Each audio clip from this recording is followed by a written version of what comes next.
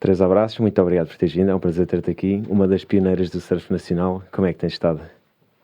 Sempre a surfar, sempre na crista da onda. Exatamente, nestes últimos um ano e meio temos sido surfistas profissionais todos um bocadinho. Ao final do 8º episódio estou finalmente a falar com uma surfista, que é o meu desporto de paixão.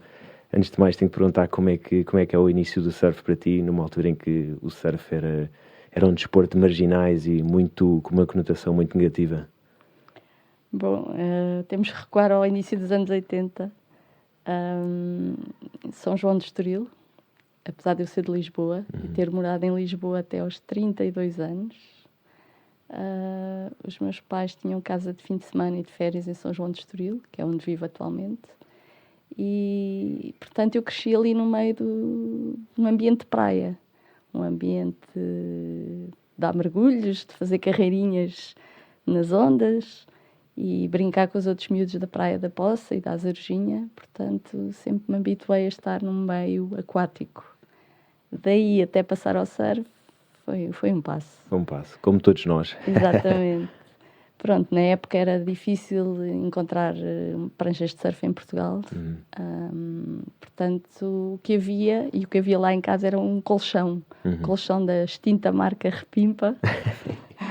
O pessoal do meu tempo saberá quais são os colchões. Onde normalmente os banhistas apanhavam uns banhos de sol ou uns banhos de mar. Ficavam ali calmamente na água parada, em cima do colchão. Eu achei que isso era pouco radical. Exatamente. E comecei a fazer as ditas carreirinhas com o colchão. Pronto, começou assim. Não foi um percurso fácil, até porque na época o surf não estava assim muito bem visto. Além de ser quase desconhecido. E era proibido ainda na tua altura? Já não? A questão não era ser proibido. O principal problema, digamos, que eu tive foi a má reputação dos poucos surfistas que havia na época. Ou seja, o surf estava muito conotado com drogas, com ociosidade. Ou seja, o surfista era aquele que, pelo menos era o estigma do surfista, era aquele que passava o dia na praia, não fazia nada, faltava às aulas. E, portanto, foi das coisas foi uma das imagens que eu não gostei nada e que tentei mudar ao longo de toda a vida. Pronto. Portanto, não foi fácil para uns pais aceitarem uma menina na época, não é? Exatamente. Começar a entrar num meio muito duro, chamemos assim. Pronto, digamos que eu então rapidamente passei das carreirinhas de colchão a querer uma prancha de surf. Pronto. E mais tarde surgiu essa oportunidade, cerca de 2 anos depois, para aí em 84, quando fui ao Brasil visitar os meus tios. E curiosamente fui ter com o Zé Manel Braga, que morava no Rio de Janeiro. Os nossos pais eram amigos e os meus pais encaminharam para o Zé Manel. Pronto. Já era surfista o Zé na altura também? Já. Eu lembro de ir lá à casa dele e estar na garagem a olhar para a quantidade de revistas de surf, que era coisa que não havia cá em Portugal. Exatamente. Não é? Ele tinha uma pilha de revistas de surf e eu ficar, fascinada. O Brasil que já tinha muitos surfistas também na altura. Exatamente, tem uma tradição já de muitos anos. Pronto, e foi assim que começou. Eu comprei lá uma prancha, aconselhada pelo Zé, voltei para São João de Estoril e nunca mais parou, e já lá vão alguns 38 anos. São muitos. Já são muitos. Eu já fiz 20 anos de surf e também já acho que são muitos. 38 é... Eu ainda apanhei o início da escola de surf, vá. Sim. E foi uma altura completamente diferente. Imagino como é que era na vossa altura, os fatos, o material. Não, era indescritível, pronto. Então, voltando, digamos, ao princípio, uma das coisas que eu tinha pena é que não havia raparigas a fazer surf. Eu não via nenhuma. Nem na minha praia, nem noutras praias onde eu às vezes ia fazer praia com os meus pais. Portanto, digamos que eu passei a ter quase uma missão, além de ser o reabilitar esta imagem negativa do surf, que não correspondia toda à minha realidade, não é? Eu até estudava, até era boa aluna, portanto não queria nada que me associasse a esse tipo de vida. Passei a ter também outra missão, que era atrair mais meninas para o surf, porque não é a mesma coisa, estás num meio muito masculino, não tens um modelo, não tens uma referência. Eu não tive nada disso. Aprendi por mim e aprendi a olhar a ver, passava horas sentada na areia, na praia, a ver os outros surfistas, rapazes. Mas há sempre, quer queiramos, quer não, acho que há sempre aquela coisa, eles conseguem porque são rapazes. Enquanto se tiveres um modelo já feminino, já é mais fácil. A motivação extra. É completamente diferente. A Patrícia Lopes é mais nova, a Teresa... Não, a Patrícia Lopes é exatamente a minha idade. Ele começou Nascemos no mesmo mês, só que a diferença, o que eu vejo como diferença é a Patrícia Lopes já tinha o irmão que era surfista. Eu não tinha ninguém. Eu puxei, curiosamente, eu é que puxei o meu irmão para o surf. E foi por pouco tempo que ele enverdou para outros desportos. Portanto, foi mesmo uma carolice minha fazer surf. Claro, eu via os meus amigos da época, da praia, não é? Da minha geração, que tinham as pranchinhas de esferovite. Portanto, eu com o colchão, eles com as pranchas de esferovite, que era, pronto, sei lá, era o primo do Vasco Ribeiro, que é o Nuno da Marinha, como nós chamamos, o pai do Vasco Ribeiro, o Nini. Isto era o meu grupo de infância e de juventude. E, portanto, pronto, fazíamos ali o nosso surfzinho. Todos se motivavam, cresceram ali, exatamente. Mas faltava aquela presença feminina, pronto. Isso é das coisas. Eu acho que a primeira vez na vida que eu vi uma rapariga ao vivo a surfar foi passado 2 anos. Uau! Quem é que foi? Lembras-te? Foi a Patrícia. Foi a Patrícia. E encontrámos-nos para o nosso primeiro campeonato. Foi um hit, uma contra a outra no guincho. Porque quase não havia competições femininas. Não havia. Nós entramos com os rapazes e depois, por cortesia, digamos, fizeram um hit feminino, que era só eu e ela. No guincho? No guincho. Isso em... 84, 85 talvez. 85, uau. Como é que foi? Quem é que ganhou? Foi constrangedor. Eu ganhei, mas eu senti-me mal, não é? Éramos só 2. Exato. Quase tive vergonha e quase me senti com a obrigação de pedir desculpa à Patrícia por ter ganho. Não, mas era a motivação. É desconfortável. Sim, mas ao mesmo tempo estavam a puxar uma pela outra e foi isso que se calhar, lá está, que depois de tão cedo despertou a Patrícia para a vencedora que se tornou. Foi o início. Foi o início de uma vida já também de competição. Como é que tens visto aqui recentemente o surf feminino, que ainda há bocadinho estávamos a falar em off? O surf feminino está muito bem aqui em Portugal. Nós temos as nossas representantes a fazerem resultados inacreditáveis. Tivemos agora a Yolanda e a Teresa Bonvalo a qualificarem-se para Tóquio e tivemos recentemente também a Teresa a ganhar a etapa do WQS e a Mafalda a ficar em segundo. Como é que vês esta evolução 30 anos depois, 38 anos depois?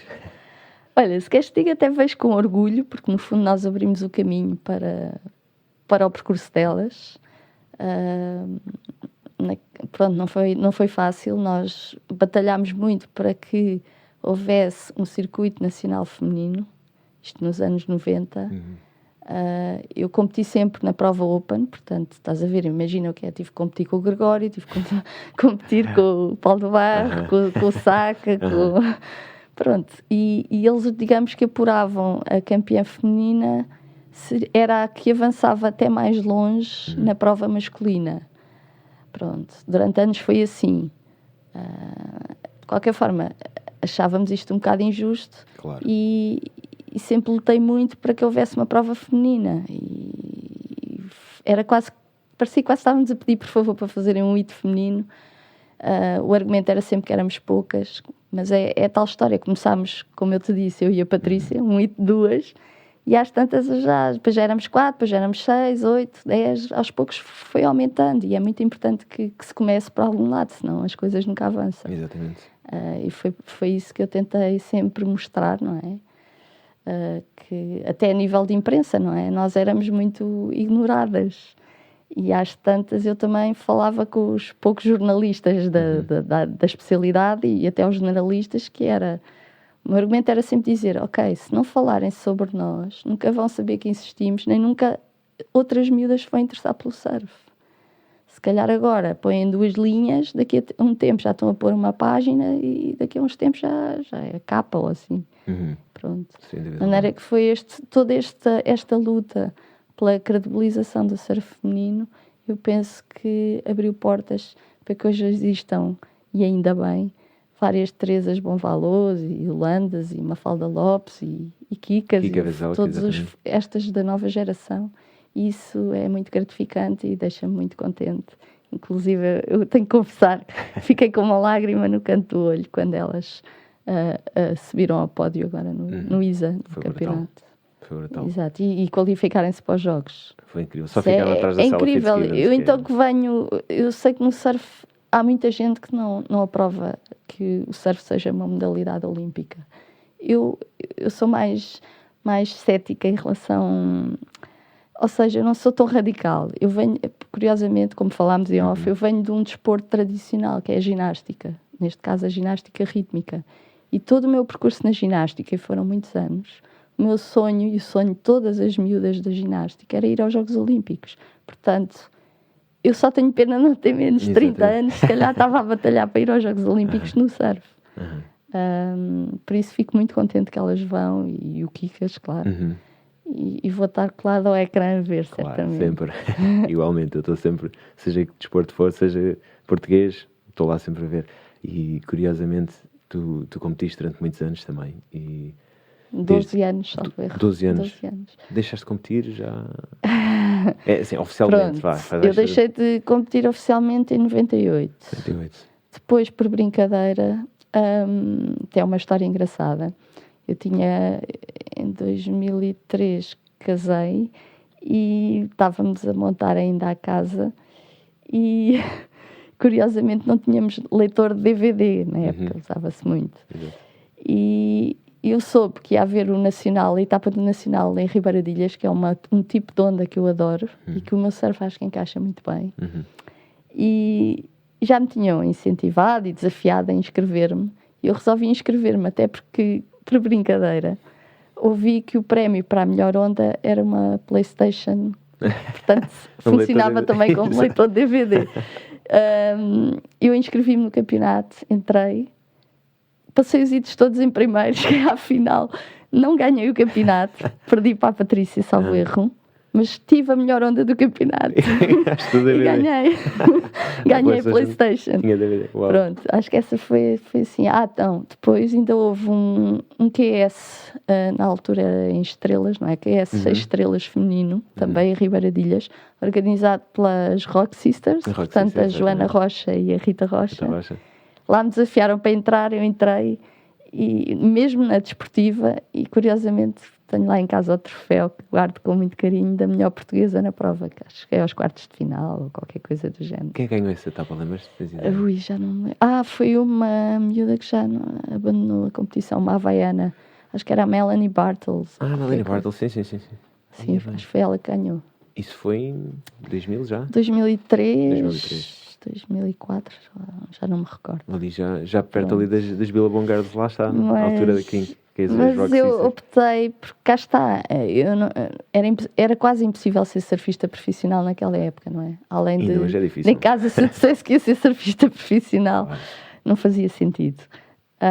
Portanto, eu tive que, fiz a faculdade, fiz um percurso dito normal, fui trabalhar, tive 20 e tal anos na TAP, em áreas muito exigentes, portanto eu tive que conciliar a competição com toda esta vida académica e posteriormente a vida profissional.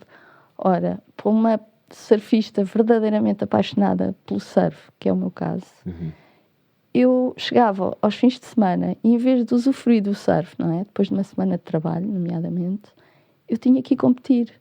E depois estava na praia, não podia ir surfar porque ia-me cansar e ia ter ido a seguir. E às tantas achei que não fazia sentido.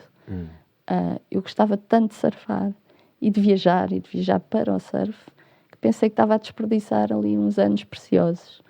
E a competição, não me arrependo, foi muito útil, foi muito interessante, fiz amizades pelo mundo inteiro, que às vezes até recebo essas pessoas em minha casa, ou vou para a casa delas quando estou a viajar. Mas o tempo verdadeiramente para o surf, para a minha paixão, não existia. E então chegou um ponto que eu pensei, não, eu vou deixar. Há muita coisa que se pode fazer com o surf. Sem dúvida. E é isso que eu quero fazer. E é isso que estás a fazer neste momento. E é isso que estou a fazer neste momento. Quando é que começaste nesses projetos que tu já viajaste muito e já incentivaste em vários países? Sim. de economias mais frágeis a surfar. Como é que começou essa Olha, ideia? Curiosamente, isto vem mais para trás do que as pessoas se recordam. Isto começou justamente quando eu tentava que a Federação e a Adrenalina, que era a empresa que organizava o circuito nacional na época, nos anos 90, portanto, na época em que eu tentava convencê-los da importância de haver um circuito feminino, e que depois conseguimos, depois houve outra batalha que era conseguir um prize money para as meninas, porque era o que eu dizia, quer dizer, eu para fazer uma prova em Viana do Castelo, o comboio, sim, porque na época nós não íamos todos de carro. Exatamente. O comboio custa o mesmo preço para os rapazes, a dormida é o mesmo preço, a alimentação é o mesmo preço. Não fazia sentido. Nós chegávamos lá e subíamos ao pódio e tínhamos só palmas, não tínhamos nada, não recebíamos nada. Eles recebiam já um prémio monetário. Portanto, eu não descansei enquanto não consegui que... Deu frutos. Deu frutos, sim. Felizmente. Claro. Então começámos a ter esses prize monies. Mas como um dos meus receios, e que não era de todo pelo dinheiro que eu fazia aquilo, eu optei por, cada vez que recebia um prize money, doar. Portanto, esta utilização do surf para outros fins começou aí, em 95, salvo erro. Comecei a doar os prémios, cá está, relacionado com o meu passado, em que o surf estava muito conectado com drogas. Eu resolvi apoiar, na altura foi a Caritas, porque sabia que eles tinham uns projetos de recuperação de toxicodependentes, e eu achei que pedi-lhes que o dinheiro fosse usado para a compra de material de desporto. Ou seja, que o desporto fosse uma forma, um caminho de reabilitar aquelas pessoas. Fossem, o dinheiro também, os prémios também não eram assim tão grandes, claro, mas nem que fossem bolas de basquete, ou de vôlei, ou bicicletas, qualquer coisa. E começou assim, e eu às tantas comecei a ver que realmente o desporto pode, e se calhar deve, ter um papel na mudança da vida de outras pessoas, não é? Nós, pelo desporto, realmente conquistamos tanta coisa e aprendemos tantos valores úteis para a nossa vida do dia-a-dia, que pensei em pôr isso ao serviço de outras pessoas. E foi assim. Pronto, começou aí. Excelente maneira de limpar a imagem da surfista.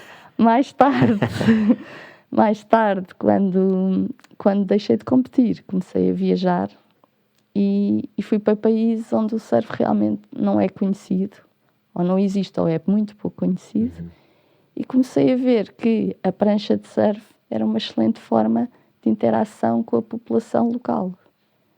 Ainda mais eu sendo mulher, aquilo era assim uma forma excelente de comunicar, porque eles achavam tão estranho, em países onde o papel da mulher normalmente se resume às funções mais tradicionais, como cuidar da casa, engravidar, e geralmente muito cedo, não é? As miúdas engravidam, têm filhos, abandonam os estudos. Portanto, o surf estava-me a pôr em contacto com essas populações e, até certa forma, a contribuir para mudar mentalidades, mesmo que indiretamente.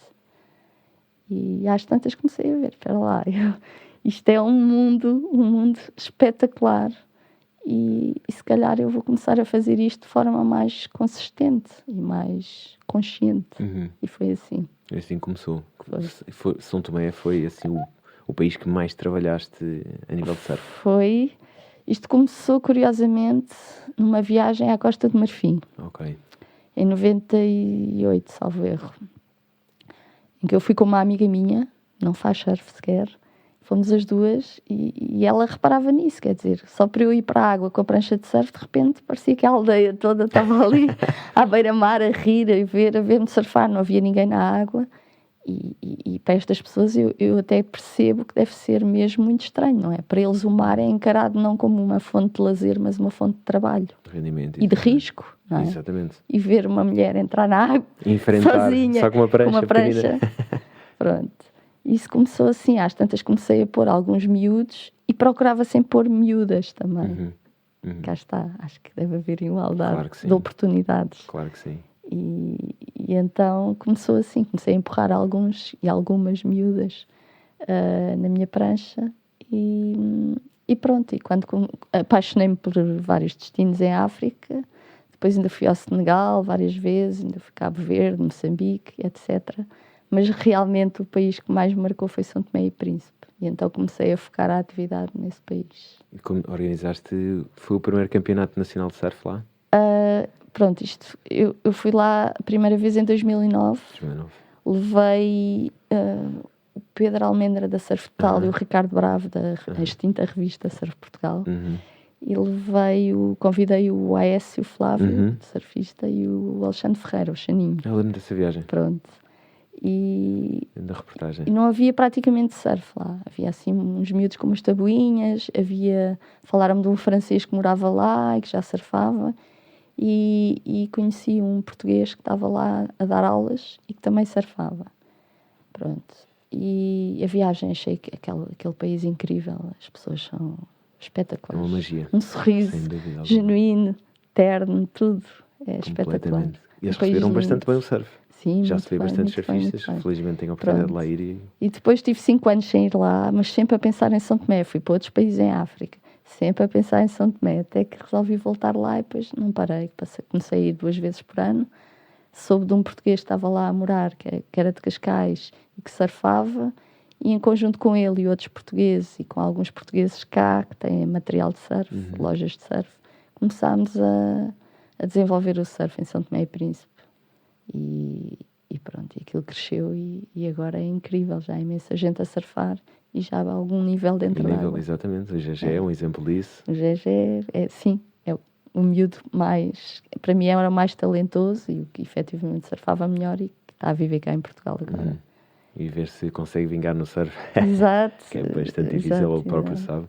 Mas isso é algo que te dá mesmo assim, uma motivação extra no dia-a-dia, esse ajudar, essa capacidade de criar também, incentivar pessoas a praticarem surf. Sim, sem dúvida. Porque, no fundo, foi também o meu percurso, não é? Exato. Eu também passei um bocado os primórdios do surf cá em Portugal, portanto, também percebo o que é que aquelas pessoas nesses países passam, não é? Não ter acesso ao material.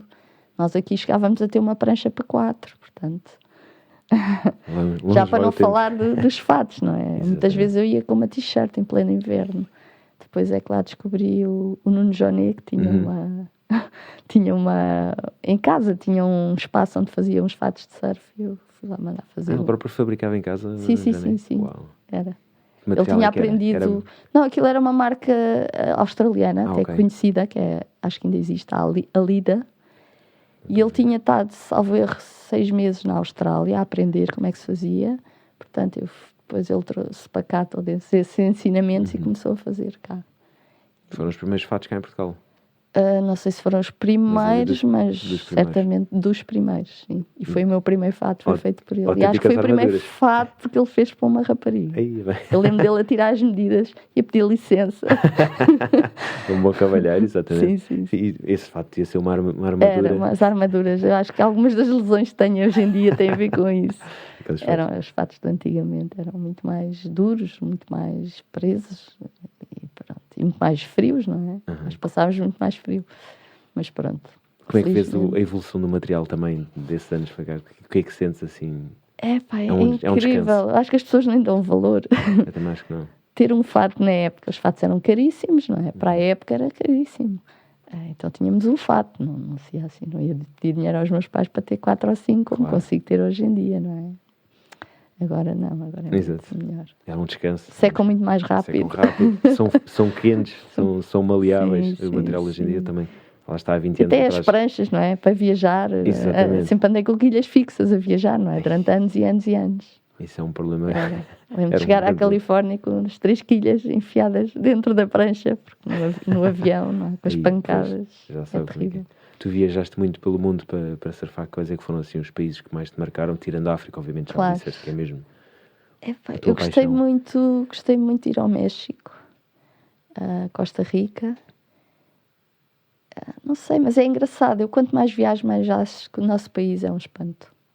Eu nunca trocaria o nosso país por outro. Gosto de viajar, mas tenho que voltar sempre para cá. Temos ondas ótimas, uma variedade incrível. A água é um bocado fria, mas por um lado ainda bem. Afasta um bocadinho a ver mais gente dentro da água ainda do que há hoje em dia. E temos uma comida ótima, um clima bastante aceitável. E pronto. É um país qualquer viagem aqui no país é ótimo.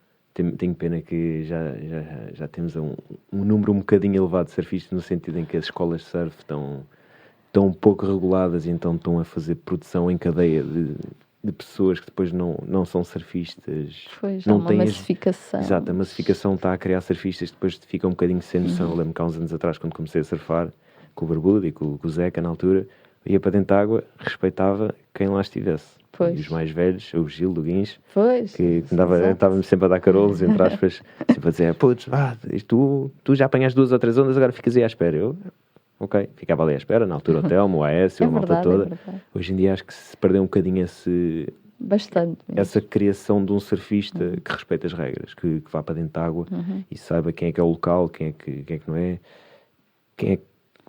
como é que pode estar dentro da água e como é que... É complicado, repara, antigamente nós sabíamos quem é que eram os locais de cada praia, porque nós não circulávamos com a facilidade com que se circula hoje em dia, portanto era mais fácil, também éramos menos.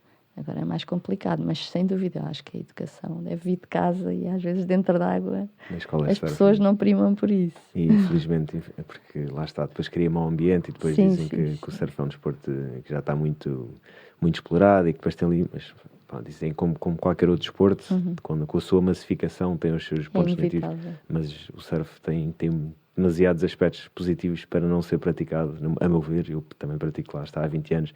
E tudo o que o surf me deu justificou mesmo esta prática de 20 anos, o sacrifício que os meus pais fizeram, para mim e para os meus irmãos, lá está. Foi mesmo, deu-me várias experiências, várias viagens. Eu ainda hoje em dia continuo a viajar para surfar, sempre que posso, porque é um vício mesmo, é uma droga. O surf é uma droga, mas é uma droga boa. E nunca vou conseguir parar de viajar, de facto, porque viajar para surfar é mesmo, sabe bem, obviamente, surfar aqui em Portugal. Agora estamos numa fase que está muito vento, etc. Mas pronto. Mas quando temos ondas boas, não há nada mais gratificante de surfar ondas boas em Portugal. E é mesmo, tenho sabido mesmo bem aqui este percurso de surfista. Agora só mesmo para me divertir, porque a competição também já larguei há muito tempo. E é ótimo mesmo. Eu adoro fazer surf e vou continuar a fazer surf. E ver-se, curiosamente, eu conheci-te mais ou menos na altura em que comecei a fazer surf, ali um pouco tempo mais tarde, e sempre vi esse espírito em ti de vamos para dentro de água, vamos curtir, vamos surfar. E falávamos dentro da água, tranquilo. Estavas sempre com... Sempre mesmo apaixonada mesmo. Sempre tiveste uma onda muito tranquila. Se levantar às 4h30 da manhã, às 4h30 da manhã que eu me continuo a levantar para ir surfar, não tenho problema. Ainda a última viagem, que quando estive na Califórnia, fui para Trestles e literalmente levantava-me a essa hora para chegar à água ao amanhecer mesmo. Pois que ali é um carro desgraçado, também já lá tive. Essa pica eu mantenho, não tenho problema. Não há nada como isso.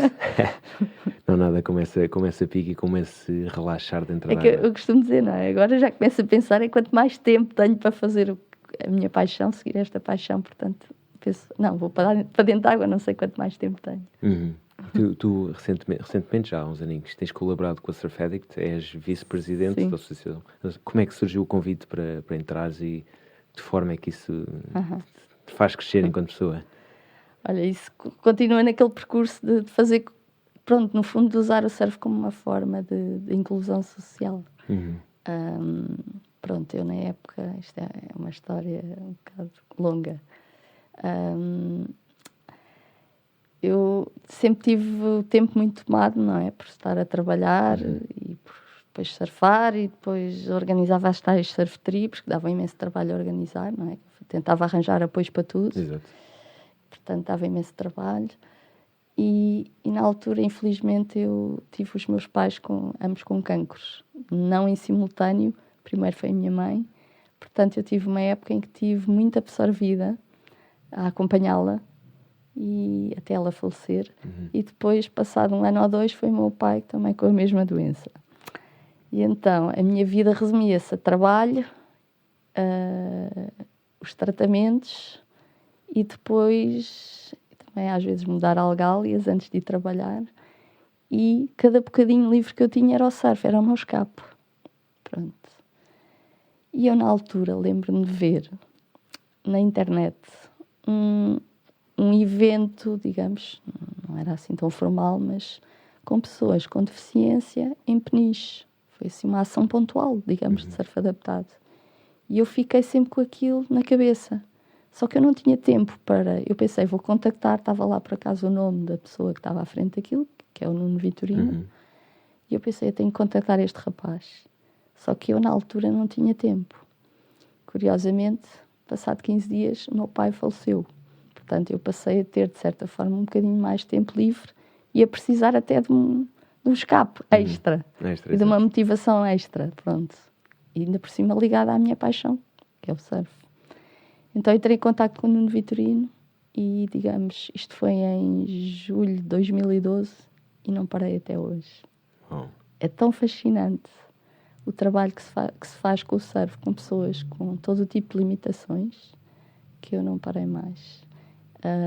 Disse ao Nuno, olha, eu queria ser voluntária, estou no meio do surf há muitos anos, veem que é que eu posso ser útil e eu terei todo o gosto em ajudar.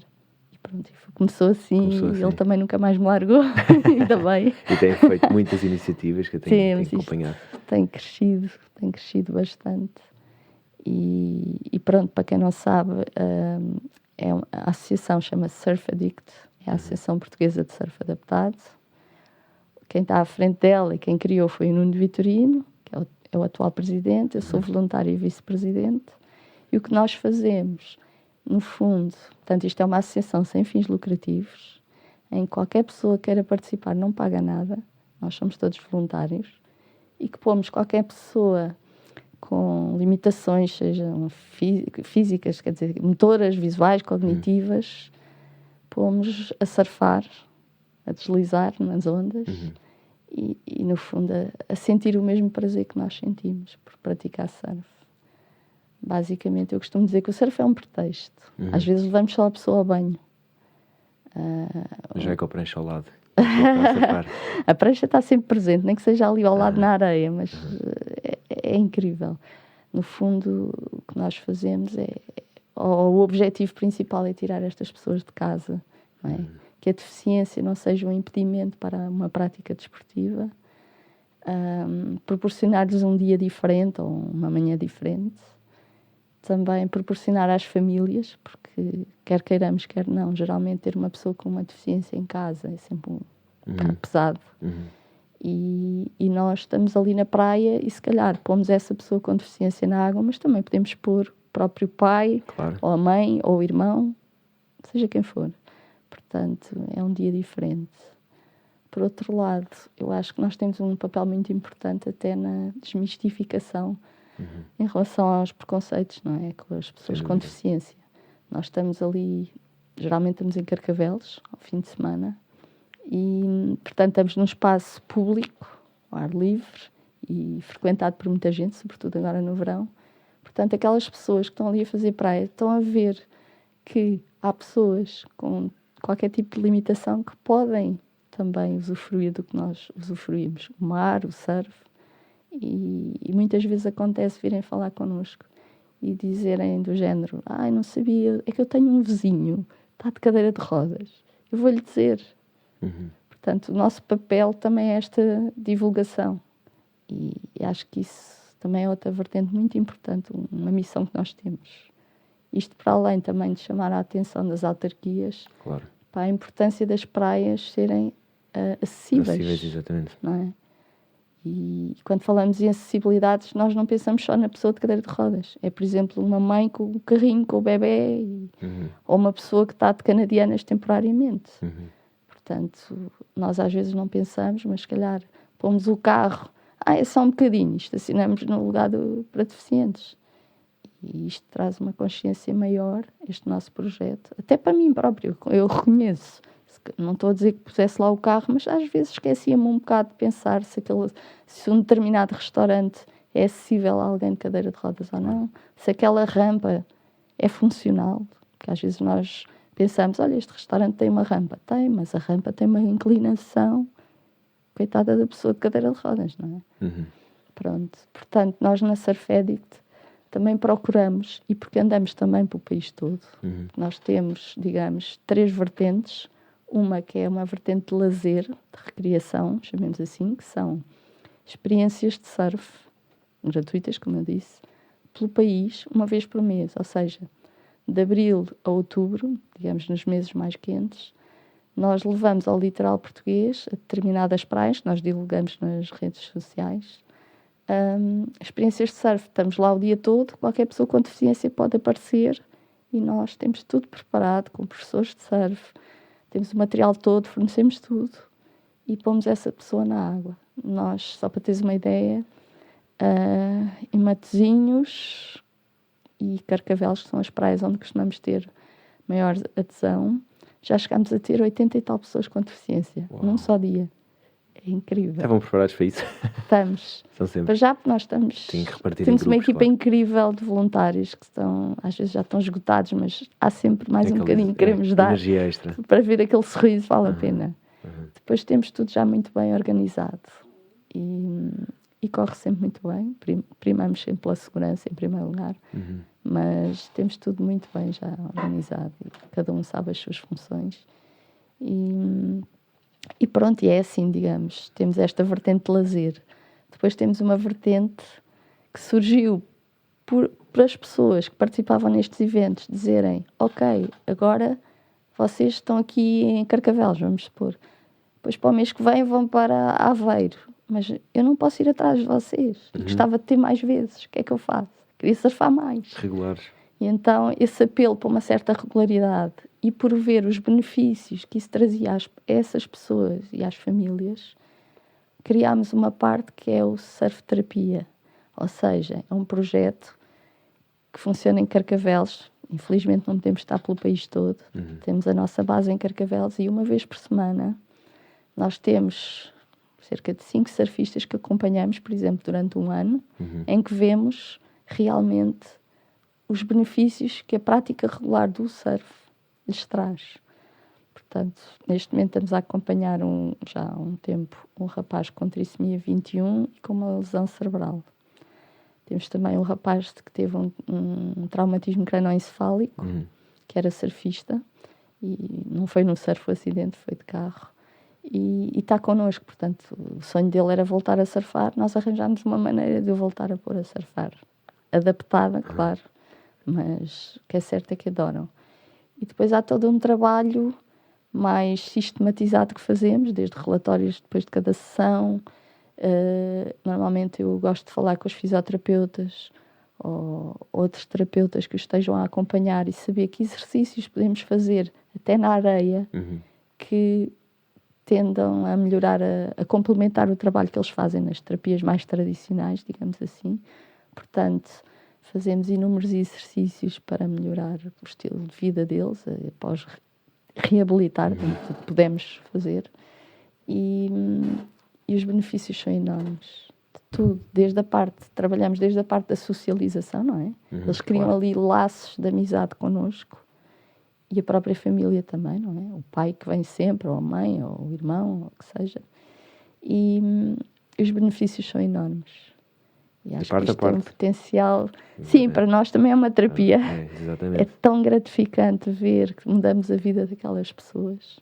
É incrível. E que eles tocam também a vocês. É mesmo. Pela motivação e pela energia positiva que têm. O que eu tento fazer geralmente até... Para mim foi uma aprendizagem, não é? Eu antes nunca tinha lidado tão de perto e tão intensamente com pessoas com determinadas limitações. Portanto, nomeadamente, que eu chamo que é o meu estudo de caso, é com esse rapaz com trissomia 21 e com lesão cerebral. O que eu fiz foi pedir aos pais se me deixavam acompanhar um pouco do dia-a-dia dele, para eu perceber melhor como é que havia de lidar com ele. Não sei só ir ali, quase uma aula de surf. Exato. Não chamarei aula, será uma sessão.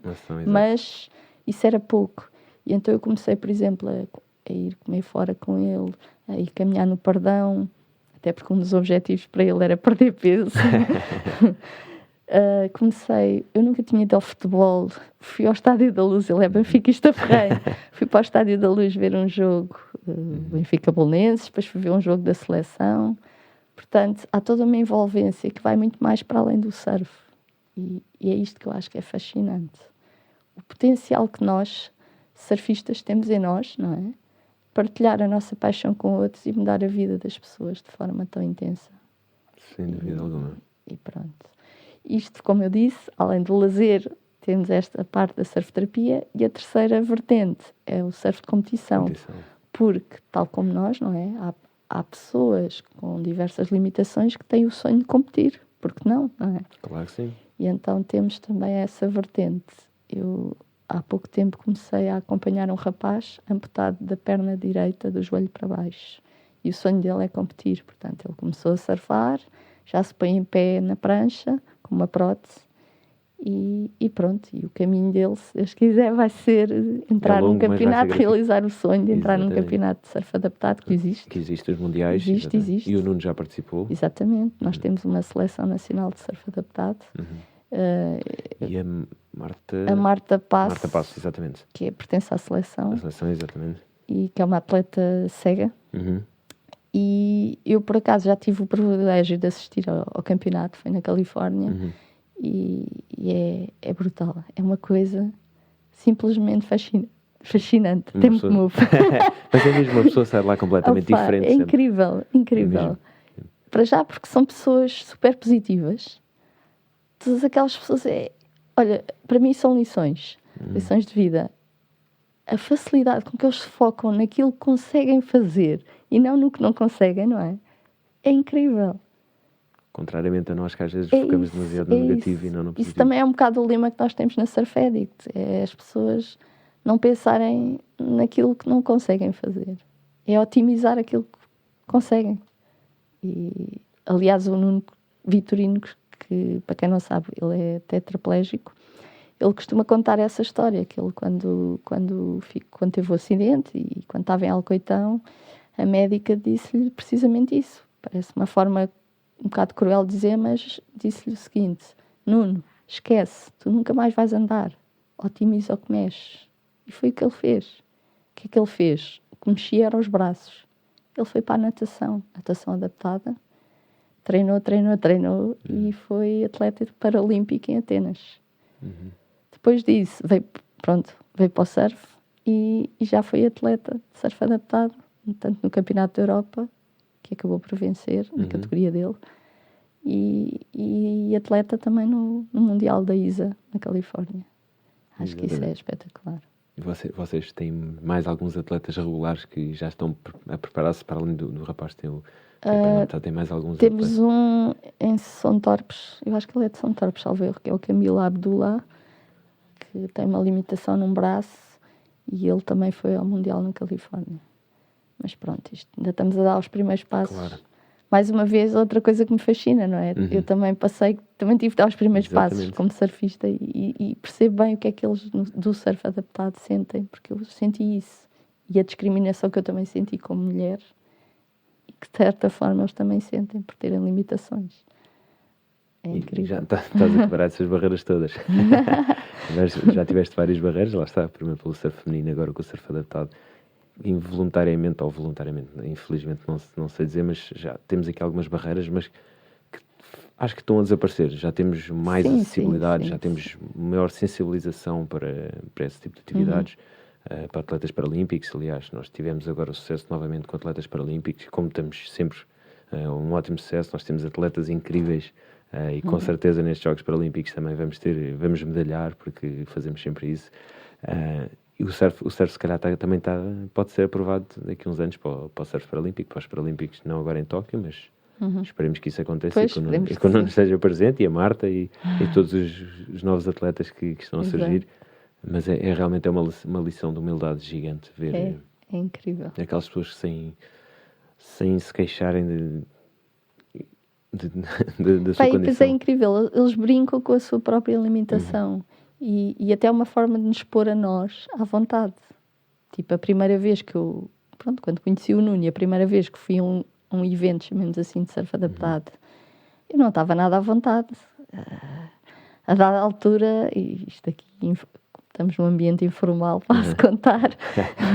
A dada altura, eu assisti a uma conversa entre 3 pessoas de cadeiras de rodas, em que 2 já tinham feito surf. E o outro rapaz era a primeira vez. E o mar realmente estava assim um bocado difícil. E o rapaz, que era a primeira vez, estava um bocado apreensivo. E eu, às tantas, ouço um deles dizer: Flávio, estás com medo de quê? Paralítico já não estamos. Portanto, eles brincam com a sua condição, é um ambiente, às vezes as pessoas podem pensar, aquilo se calhar é um bocado deprimente, estão lá pessoas amputadas e outras de cadeiras de rodas e outras cegas. Não, é um ambiente fantástico. Divertimos-nos imenso, todos. Uhum.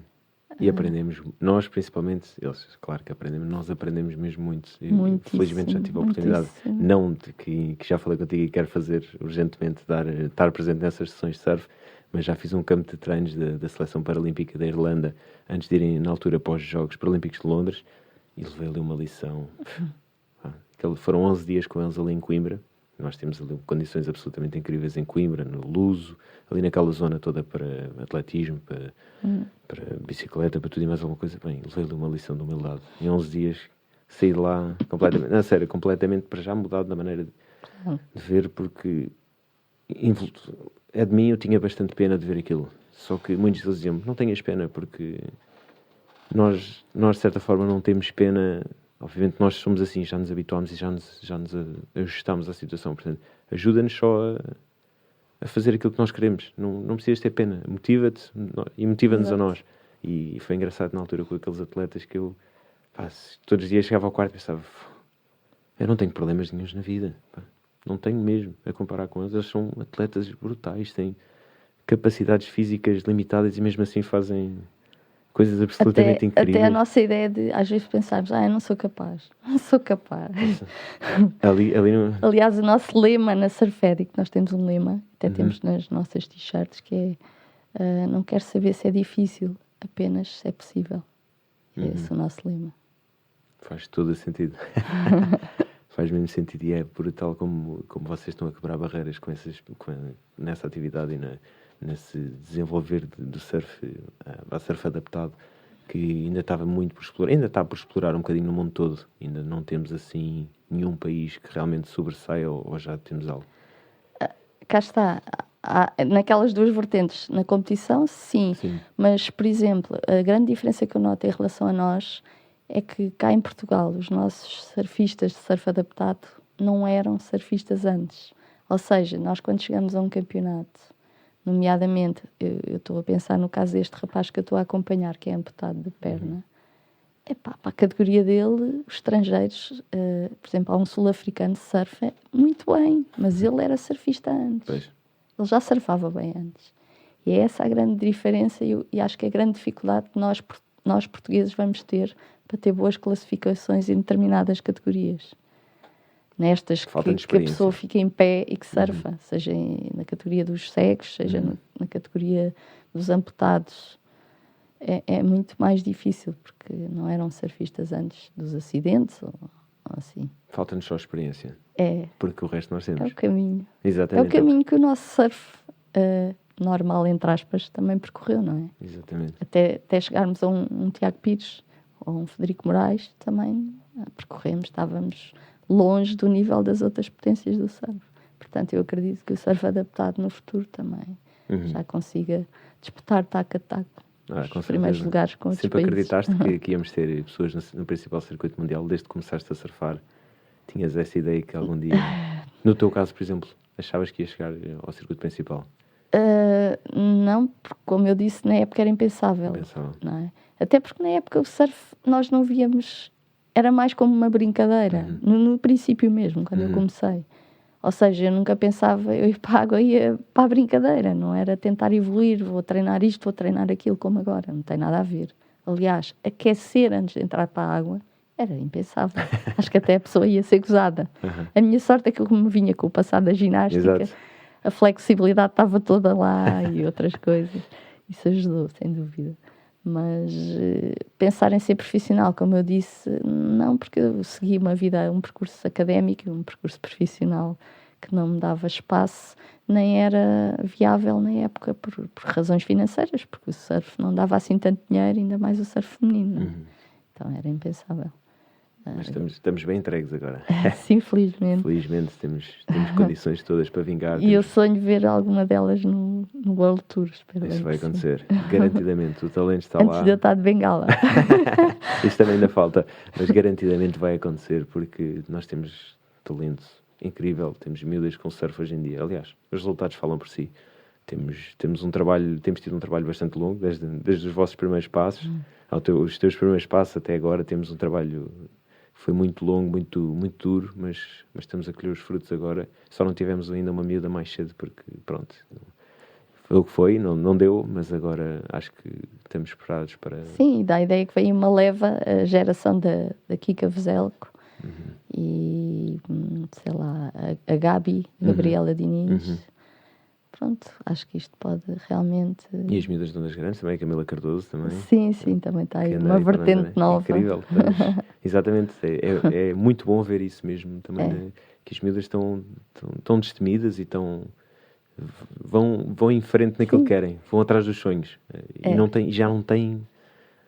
Claro que ainda continuamos com a mentalidade portuguesa de que e tal, ser atleta é muito difícil, isto e aquilo, mas já temos, ao mesmo tempo, temos ferramentas para ajudar nesse percurso e já estamos a conseguir também apoiar os atletas e patrocínios e com todas as outras ferramentas de treinos, e é bom ver isso também, porque antigamente não existia. Pois, é que repara, antigamente o que é que acontecia? Normalmente as raparigas auto-excluíam-se, ou seja, eu tinha amigas que me diziam isto, quando eu tinha aí os meus 15 anos, 16 anos, não é? Que já estava a surfar ao de colchão, foi o início com a prancha de surf, e elas diziam-me, gostava, mas só vejo rapazes, só há rapazes.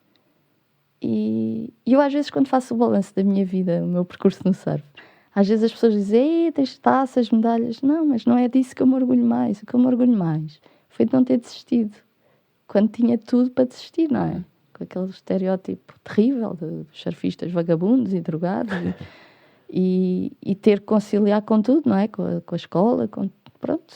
E os meus pais, felizmente, souberam entender a minha paixão e desde que eu não deixasse a escola para trás, continuaram-me sempre a apoiar, claro. E depois também tinha outra dificuldade. Uma miúda muito tímida, então na altura era terrível. Só sair de casa com a prancha. Os meus pais tinham casa em frente ao Liceu de São João de Estoril. Aquilo era uma tormenta para eu ir até à Praia da Poça. Eu mal virava à esquina, estava ali a malta toda do liceu. E eu ouvia aqueles comentários cretinos, machistas, do género. Levas aí a tábua de engomar. Era mesmo mau. Depois chegava à praia e não era fácil. Repara, naquela época, Portugal tinha saído de uma revolução não há tantos anos, não é? Ainda havia muito o papel da mulher ainda era muito resumido às atividades tradicionais.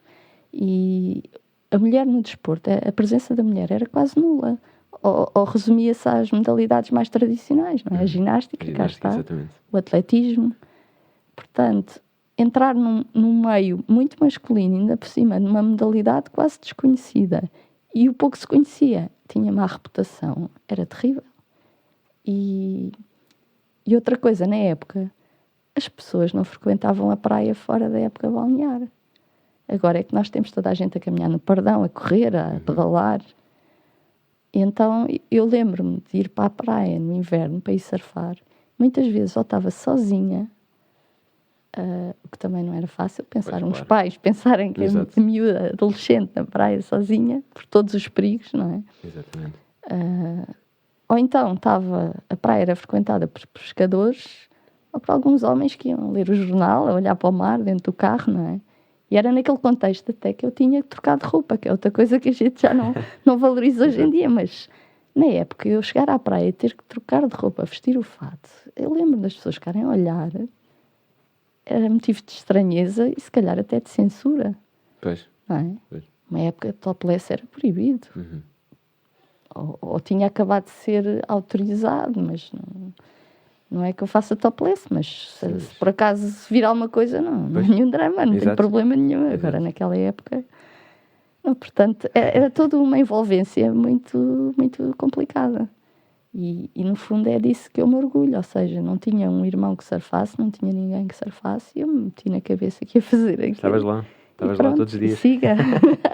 Não estava todos os dias, sim, porque só vinha ao fim de semana. Exatamente. E quando estava na faculdade, chegava a estar um mês sem surfar, porque realmente concentrava-me nos estudos e ficava na casa de Lisboa para me focar mais realmente em estudar. Não ter a tentação de ir para a praia. Com bom E nisso eu surfista. sempre fui muito disciplinada. Portanto, acho que o maior feito da minha geração, se calhar, até foi ultrapassar esses obstáculos. E não tantas medalhas e as taças. Então, ficou muito bem lá na prateleira em Exato. casa. Mas as Mas memórias... são muito egoístas, chamemos assim. Foram os meus prémios, mas tive que encontrar, como visto, outra forma de partilhar a minha paixão com outras pessoas. Não ficar só Sem nesses dúvida alguma. troféus e esses aplausos para o ego, como eu costumo Exatamente. dizer. É muito giro, mas Sim. não desenhas completamente as medidas. E agora planos para o futuro, assim, uma coisa mais concreta, Olha, continuar a entretanto, fazer. eu não revelei aqui, mas tu sabes, a Surf Addict estava a crescer tanto e achei aquilo tão apaixonante e quase poderia ser um bocado uma missão, outra missão na minha vida, que eu, e até pela doença dos meus pais, não é? Comecei a pensar, bolas, a pessoa mata-se a trabalhar, chega ao fim da vida e quando se reforma, não tem saúde, se calhar, para fazer aquilo, seguir os seus sonhos. E então optei comecei com uma licença sem vencimento, depois de muito batalhar lá consegui. Tive um ano de licença sem vencimento, só a dedicar-me mais à Surf Addict e a dada altura ainda consegui mais 6 meses e depois quando tinha que voltar já não voltei.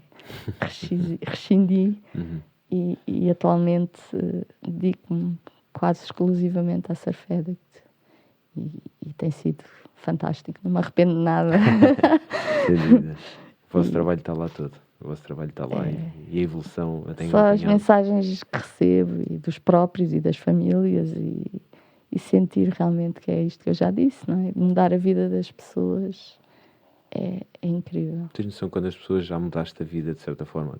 Não tenho, mas acima de tudo elas mudaram a minha vida e estou-lhes muito grata por isso. Sem dúvida. É um prazer ter-te aqui, Teresa, a falar sobre estas coisas. Tu que és lá está, como eu disse no início, és uma pioneira. Sou uma privilegiada, acho que sou uma privilegiada por ser surfista. Sou uma privilegiada. E andaste a quebrar barreiras e as barreiras que nos foram muito úteis a nós, a mim surfista com muito menos anos de surf, que tive a vida como surfista muito facilitada, mesmo as escolas de surf foram uma ajuda preciosa. Pronto, hoje em dia já falamos também que é um bocadito em massa, está massificado, mas na altura foram grandes alavancagens para poder surfar sem grandes problemas. Sim, é uma evolução muito mais rápida. Se calhar a minha evolução, quer porque olhava para aquilo como uma brincadeira no início, não é? Quer porque também tinha menos tempo para estar a trabalhar ou a estudar, mas também porque não tive ninguém que me corrigisse, não é? Pois, fez falta na altura. Sim, se calhar a evolução... filmar, então. A diferença a nível Às técnico. vezes pedem para entrevistas aos jornais e não sei o quê. Tem fotos, tem... Pouco. Mas em tantos anos. Não, até porque cá está, o desprezo pelo surf feminino era tal. Pois é.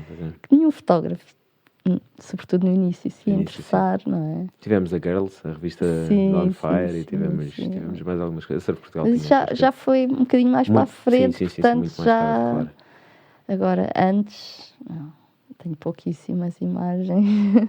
Está tudo na cabeça. Isso está cá dentro. As memórias estão lá e a experiência está lá e o caminho que foi percorrido e nós estamos agora com uma vida facilitada e esperemos ainda bem. Esperemos que no futuro continue ainda mais facilitado e que tenhamos hipótese de ter mais surfistas um bocadinho pelas diversas competições ou mesmo só aproveitar o surf, que é um desporto absolutamente incrível e faz bem à saúde e de que maneira, com algumas lesões. Eu posso falar por experiência própria, mas o que nos dá o surf é difícil arranjar em outros desportos. É indescritível.